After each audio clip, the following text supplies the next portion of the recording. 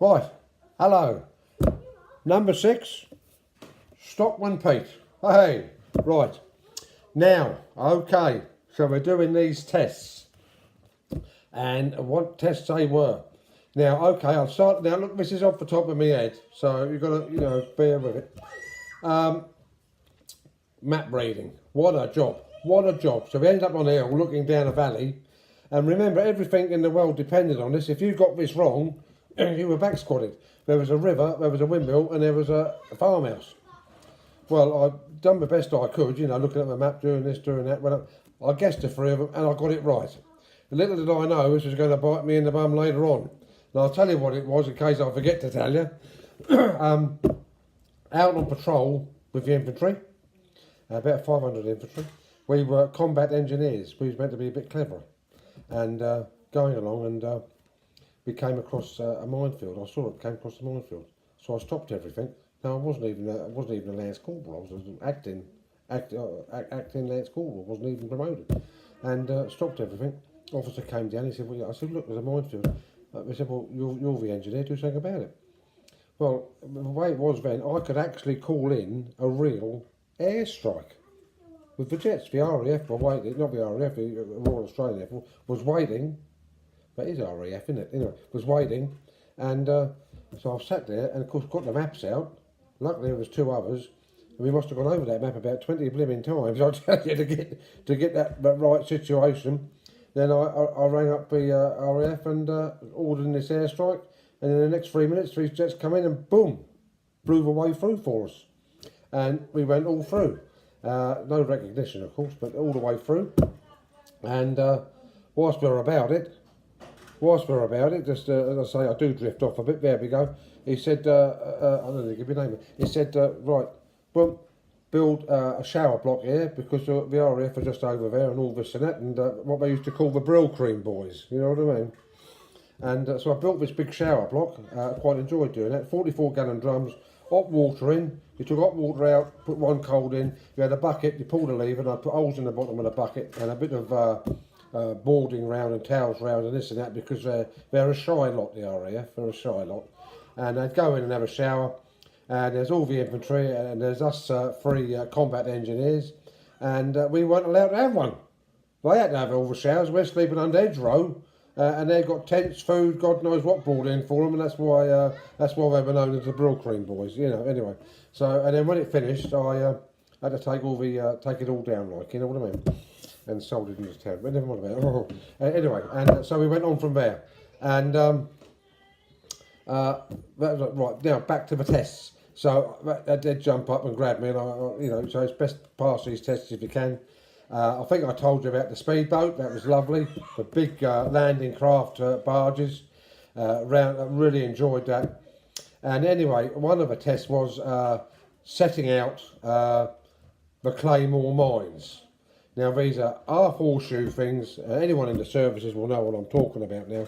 And 3,000 or 4,000 ball bearings in, electric cable back. And you press the electric cable, and anything in front of it's going to get absolutely annihilated.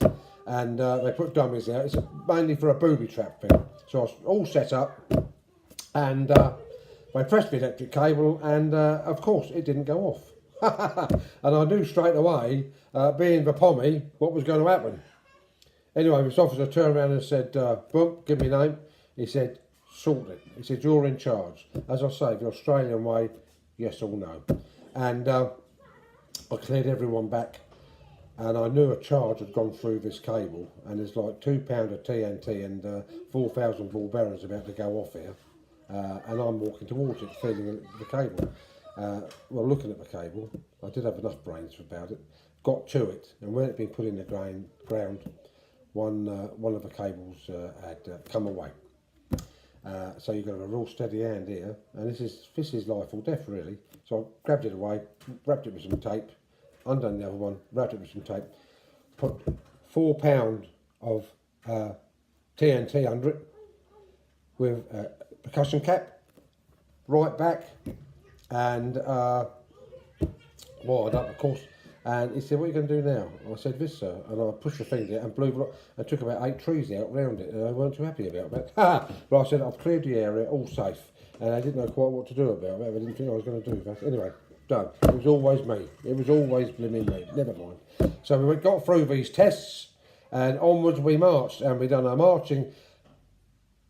I have stumbled there because a couple of blokes I knew very, very well died along the way.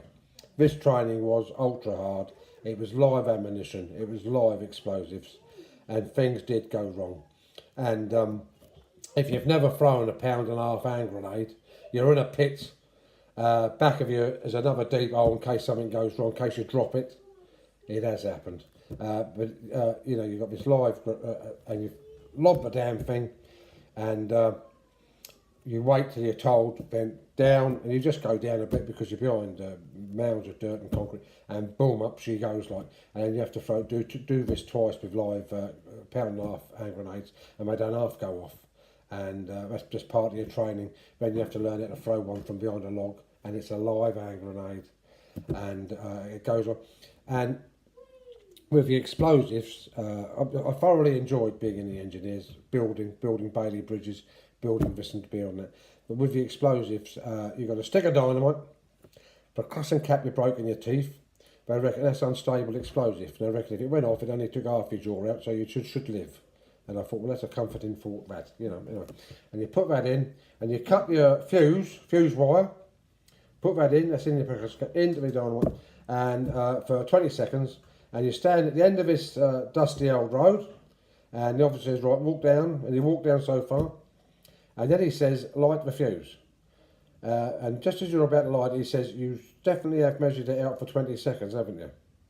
And you think, oh my God, you know, I didn't think. So, yeah, so you light the fuse, he says, put it down, you put it down on the ground in front of you, and it's sizzling away. Turn, march back, and you get to a certain point, and he says, down.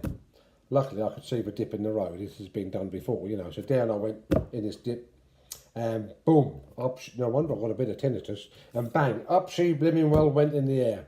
And you had to learn. And it's all live, so it gave you that experience to do it. How to set out your explosives, how to blow bridges apart. You don't just lay it there. You've got to have it so they go against each other and cut the pylons. Very interesting. So that happened there. Right, I'm going along here. I'm rambling along here a bit, and. Quite a few good times in the army there, going through training. I'll just come to the last bit here. And we're all there on the last day. We've done the 18 weeks, whatever it was, 18 weeks. It was a hell of a course, this, I'll tell you. Well, we're marching along the riverbank, and all spit and polished gear, and old Sergeant Walker says, turn left, we turn left, walks out into the mud plain, and he walks us into the river. Up to our heads, turned us round, marched us back in, marched us back up the bank. He said, there you are, he said, now none of you will be shy about getting dirty, because you're all filthy from your next town. That's the way it was. That's the way it was. Yeah, no one dare say, well, I didn't see you marching, you know, but anyway. So we're at the last day there. I don't know, yeah, if I think of any more, I'll go back a bit. Now and again I will jump back. But there we are, last day. And said to Sergeant Rourke, where will everyone be stationed? And he said, everyone will go into the infantry. He said, I've been doing this for so many years, so they all go to the infantry. I said, all right. So you line up and you go to the officer, and the officer says you've got 3 choices of where you'd like to go in the forces. So a bloke goes in, you can hear him, he say, oh, I'd like to be an ambulance driver, I'd like to be a courier, and I'd like to be a chauffeur. All right, they write it all down.